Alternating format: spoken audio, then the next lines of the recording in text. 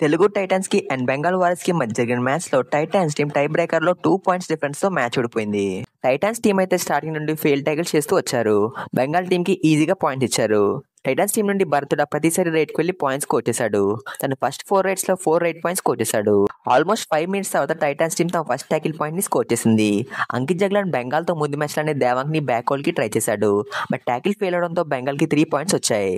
దీంతో Titans team out ప్రమాదంలో పడింది.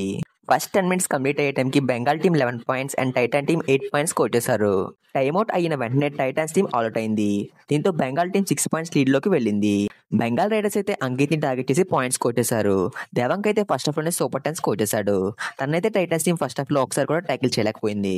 దేవాంగ్ అయితే ప్రతిసారి రైట్ కి వచ్చి పాయింట్ తీసుకెళ్లేవాడు. దీంతో Titans team second time out అయింది.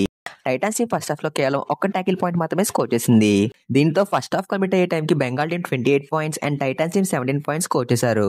సెకండ్ హాఫ్ స్టార్టింగ్ లోనే టైటన్స్ టీం ఈజీగా ట్యాకిల్ చేశారు. మొత్తానికి టైటన్స్ టీం అయితే దేవాంగ్ ని ట్యాకిల్ చేశారు. దేవాంగ్ లేకపోవడంతో టైటన్స్ టీం బెంగాల్ ని ఈజీగా అవుట్ చేసింది.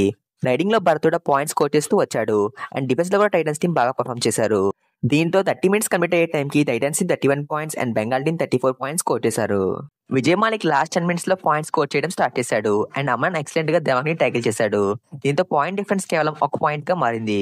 నెక్స్ట్ భరతుడ రైడ్ కి వెళ్లి బెంగాల్ ని ఆల్అౌట్ చేశాడు. దీంతో టైటన్స్ టీం 2 పాయింట్స్ లీడ్ లోకి వెళ్ళింది. తర్వాత అమన్ ఫెయిల్ ట్యాకిల్ చేయడంతో పాయింట్ డిఫరెన్స్ 1 గా మారింది. బట్ లాస్ట్ లో శంకర్ గదై దేవాంగ్ ని గేమ్ చేంజింగ్ ట్యాకిల్ చేశాడు. ఇంకా టైటన్స్ టీం ఈజీగా విన్ అవుతుంది అనిపించింది. బట్ విజయ్ మాలిక్ రైడ్ కి వెళ్లి అవుట్ అవడంతో మ్యాచ్ టై అయింది. టైటన్స్ టీం అయితే టై బ్రేకర్ లో పెద్ద మిస్టేక్ చేశారు. అదేంటంటే ఫస్ట్ రైడ్ కి ఆశిష్ నర్వాల్ ని పంపించారు. తన మ్యాట్ పైకి వచ్చి చాలా కాలం అయింది. దీంతో తను ఈజీగా ట్యాకిల్ అయ్యాడు. దీని వల్ల అయితే టైటన్స్ టీం మీద ముందు నుండి ప్రెజర్ ఉంది. ప్రెజర్ వల్ల అయితే టైటన్స్ టీం ఒక్క ట్యాకిల్ పాయింట్ కూడా స్కోర్ చేయలేదు. వచ్చిన ప్రతి రైడర్ కి పాయింట్స్ ఇచ్చి వరకు పంపించారు. మెయిన్ గా భారతుడు అయితే ఆల్మోస్ట్ ప్రతిసారి ఫెయిల్ ట్యాకిల్ చేస్తూ వచ్చాడు. ట్యాకిల్స్ ఫెయిల్ అవుతున్నప్పటికీ భరతుడు అయితే ట్యాకిల్ చేయడం చేస్తూనే ఉన్నాడు. దీనివల్ల అయితే టైటన్స్ టీం మ్యాచ్ ఓడిపోయింది. భరతుడ ఈ మ్యాచ్ లో సూపర్ 10 స్కోర్ చేశాడు. తను 23 రేట్ చేసి 16 రేట్ పాయింట్స్ స్కోర్ చేశాడు. బట్ తనైతే 5 ఫెయిల్ ట్యాకిల్స్ చేశాడు. విజయ్ మాలిక్ 11 రేట్ చేసి 5 rate points and 1 tackle point score చేశాడు. డిఫెన్స్ లో చూసుకుంటే అవి దోహాన్ ఎక్సలెంట్ గా పర్ఫామ్ చేశాడు. తను 5 ట్యాకిల్స్ చేయడం చేసి 4 ట్యాకిల్ పాయింట్స్ స్కోర్ చేశాడు. ఈ సీజన్ లో ఇదే తన బెస్ట్ పర్ఫార్మెన్స్ గా చెప్పొచ్చు. శోభన్ షిండే 8 ట్యాకిల్స్ చేయడం చేసి 3 tackle points and 1 rate point score చేశాడు. అంకిత్ జగ్లాన్ ఈ మ్యాచ్ లో కంప్లీట్ గా ఫెయిల్ అయ్యాడు. తను ఏకంగా 5 ఫెయిల్ ట్యాకిల్స్ చేశాడు అండ్ 1 ట్యాకిల్ పాయింట్స్ కూడా స్కోర్ చేయలేదు. బెంగాల్ వారియర్స్ టీం నుండి దేవాంగ్ దళ 23 రేట్ చేసి 17 rate points and 1 tackle point score చేశాడు. సెకండ్ రైడర్ గా ఉన్న హిమాంశు 13 రేట్ చేసి 5 రేట్ పాయింట్స్ స్కోర్ చేశాడు. మంజీత్ 11 ట్యాకిల్స్ చేయడం చేసి 6 ట్యాకిల్ పాయింట్స్ స్కోర్ చేశాడు. ఇందులో సూపర్ ట్యాకిల్ ఉంది. మరి ఈ మ్యాచ్ లో టైటన్స్ టీం ఓడిపోవడానికి రీజన్ ఏంటో కామెంట్ చేయండి.